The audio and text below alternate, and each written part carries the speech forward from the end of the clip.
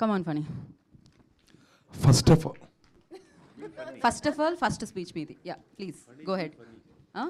First of all Funny, very funny. Yeah. Be funny. Yeah. First of all ఇక్కడికి వచ్చిన press వాళ్ళందరికీ thank you.